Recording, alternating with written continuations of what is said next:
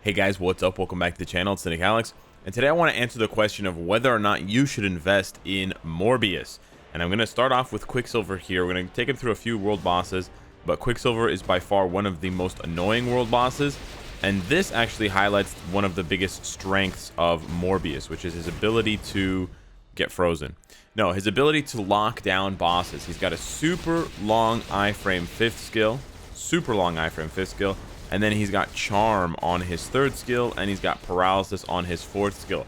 So this simple combo, which you can actually just reduce to 5 and 3 if you want, you can actually really just reduce it to 5 and 3, allows you to keep most bosses completely locked down.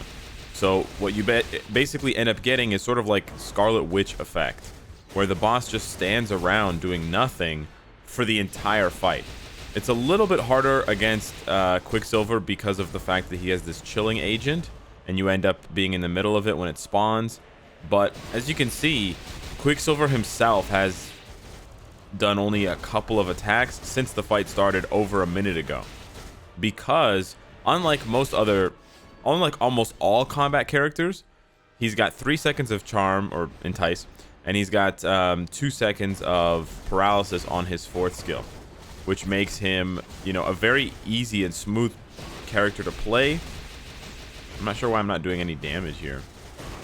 A bit strange, but it makes him super easy and smooth to play, and it makes the bosses have, you know, basically nothing to say in return. So I would actually compare Morbius a little bit to characters like Yelena and Black Widow, because their invisibility, the invisibility is really the key point. It makes them make the bosses not attack back. And so, you know, it's not necessarily the most important thing. If you have the damage, if you're trying to one-shot, then sure. And this is an unawakened Morbius, so he can definitely go further. But this is what you're going to get out of the box, right? You spend $10, you use a mega rank up ticket, you use a mega tier 2 ticket. This is what you're going to get for your Morbius with a very pedestrian build. But if you check out Proxima and how many attacks she actually ends up doing, well, okay, we're gonna get time frozen, sure. Anywho, if you check out how many attacks Proxima ends up doing, the damage is good, right? But how many attacks does Proxima actually get off? We can count on one hand. Look at this.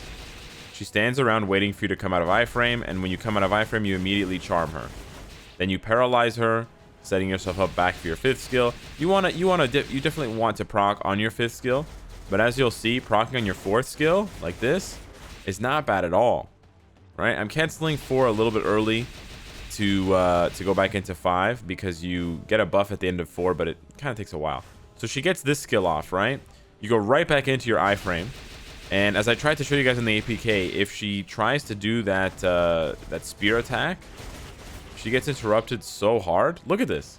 So, you know, he's not the sexiest character. His skills look really cool visually, right? But he's not gonna do as much burst damage as some other characters. Maybe when he gets his awakening, he'll be better, you know. But I imagine that he might still be behind characters like Amadeus Cho and Mystique, because they have accumulation and all defense down and self buffs. But none of those characters can sport this level of survivability. Proxima has made what, 2 attacks the entire time? She's gonna make one right here, because I have my abilities off on cooldown. But there we go. We're right back to completely shutting her down. And of course, the battle it'll speed up, right?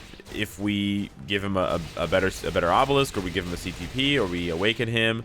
The awakened transcendence, remember, adds bonus stats as well as adding that additional skill. So Morbius is missing a lot from level 60 to level 70 transcended, which is how we had him on the APK. And although his damage is not on par, I'm quite impressed with this. She's doing nothing. She's just standing around, and it's the easiest clear because of that. It's not the fastest clear, no, but it's super easy. So if you have a hard time against Proxima, or if Proxima is a character, you know, is a boss that often kills your characters, if you're kind of tired of she's never going to get that skill off. Look, because I charmed her, I was finally able to show you guys. Rewind this video and watch this again. it prompted you that she was going to do the spear attack, and then Morbius hit her with the entice. Watch what happens. That spear attack never comes. See? She tries it here now, and because I didn't interrupt her again, she got it off. But otherwise, right? And with his healing, he can tank. The healing on his third skill is actually quite impressive.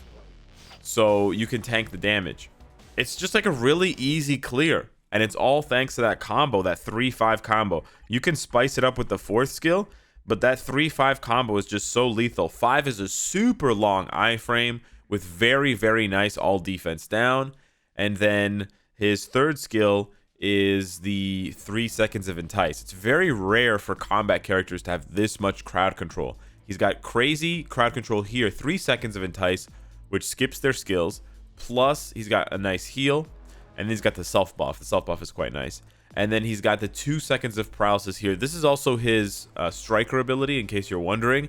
Blood Drenched Bite. So he will do that as well as a striker. 2 seconds of paralysis as a striker is not bad at all. It does happen at the end of the skill. So he's not as good as a striker because you're expecting when he jumps out that he paralyzes the character or the enemy instantly. And obviously he doesn't. But being able to lock down Quicksilver like that and being able to completely incapacitate Proxima to the point where she's just standing around, it actually means that his damage is better than it seems. Because unlike other characters who have to run around and dodge attacks and waste time, Morbius doesn't have to do that. So he can pump out his damage at a very fast, very consistent rate for the entirety of the fight. So, for example, if you had another character that had as much damage as Morbius, but didn't have that entice and paralysis, it would take them way longer. Maybe 3 minutes, maybe 4 minutes, maybe 5 minutes, maybe the full 5 minutes to actually get the boss down because of the fact that they can't lock down the boss. Now, one thing I was thinking of just briefly is if Morbius has any team-ups where he does his 5th skill. He doesn't. They did that on purpose. Because if Morbius did do his 5th skill on any team-ups, he would be very, very good at filling the cup.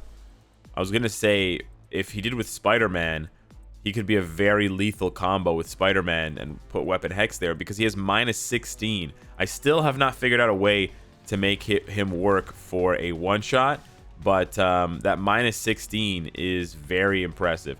Let me try him against Corvus here. It's going to be very similar. We'll go to like 55. We just don't want Blade Twister. That's the only, that's the only boss special skill I want to avoid. Blade Twister is mad annoying. But we're going to go here and do this. And I'm going to show you guys the same thing against Corvus. He just makes it really, really easy. Now, of course, you know, against Corvus, you need, just like Quicksilver, you need to bring Ignore Dodge Strikers.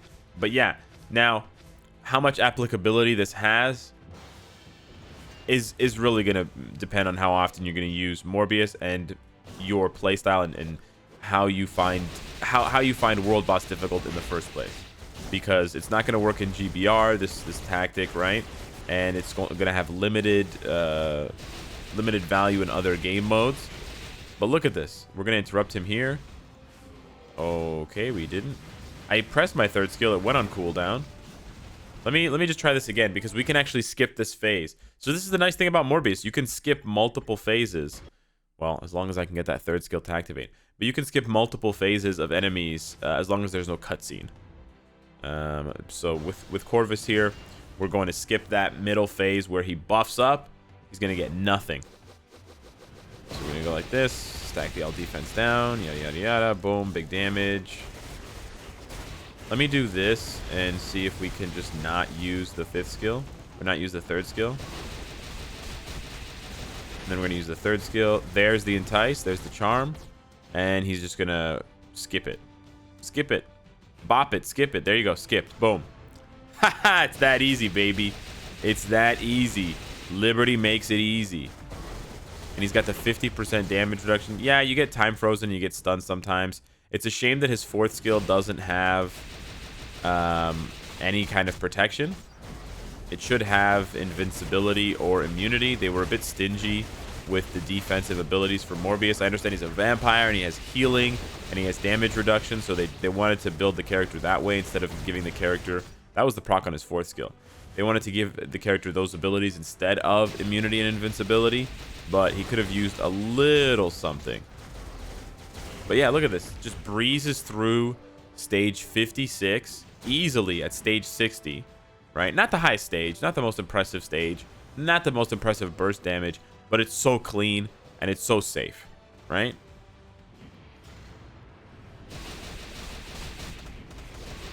Gonna charm him here to completely stop him from doing anything. And you can just skip. Everything gets skipped. He's gonna, oh, we got paralyzed. He's gonna go over there. We're gonna skip this. Ready? Skip. Have you ever wanted to skip all of the world bosses in-frame animations? Now you can with Michael Morbius. Vampire.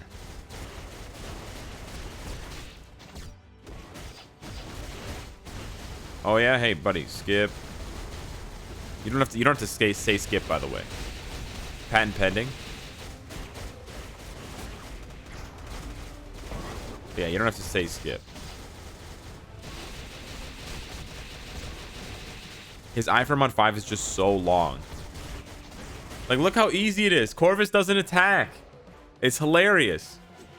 Now, I know someone eventually will figure out a one-shot with Michael Morbius because he has such high all defense down on his 5th skill. So I think his value will rise. And of course, his value will rise again when you get Blood Hunt. If you want to invest in Blood Hunt, the rest of the characters involved in Blood Hunt, Elsa and Moon Knight, they're all free to play friendly. So once you make the investment for Morbius, you don't have to invest further money-wise for the Awakening. Now, obviously, you need all the materials for Awakening, Awakening Stones, Mandalay Gem Fragments, stuff like that. We need better ways. We need ways to farm more Awakening Stones because I'm still, like, super dry on Awakening Stones compared to Mandalays. What are we at? Like, 5K versus 3K versus 400. Yeah, it's a bit of a joke. But super easy character to play. High all defense down, high healing, and, yeah, just makes the bosses do absolutely nothing. And that was all that damage, for those of you wondering, was with a crit damage 140 proc obelisk. So nothing too sexy, and he's able to very easily take down, you know, stage 50 plus of multiple world bosses. So yeah, an interesting and unique combat character, more so than I was expecting. We've definitely got a lot of interesting combat characters lately, like Amadeus Cho and Abomination with different playstyles, and I think Morbius continues that trend of Netmarble trying to be a bit more creative with their combat types, and I actually really appreciate it. You know, different cooldowns, different mechanics being involved with accumulation, and now entice and paralysis and stuff like that, and healing based on damage dealt. But yeah, definitely not the #1 character, you know, of this update, even with Dormammu and Doctor Strange. So he might end up getting overshadowed. And is he an absolute necessity for your roster? No. You know, he doesn't have anything that makes him an absolute must-buy, but he is very unique as a combat type. No other combat type has 5 seconds of crowd control on their skills, right? With 3 seconds of entice and 2 seconds of paralysis. Very unique character and refreshingly fun to play because of the fact that the boss just stands there hilariously looking for Morbius and never finding him. So yeah, hit me up in the comments down below. Let me know if you're gonna go ahead and build up Morbius or not. Thanks so much for watching, and I'll see you in the next one. Take care.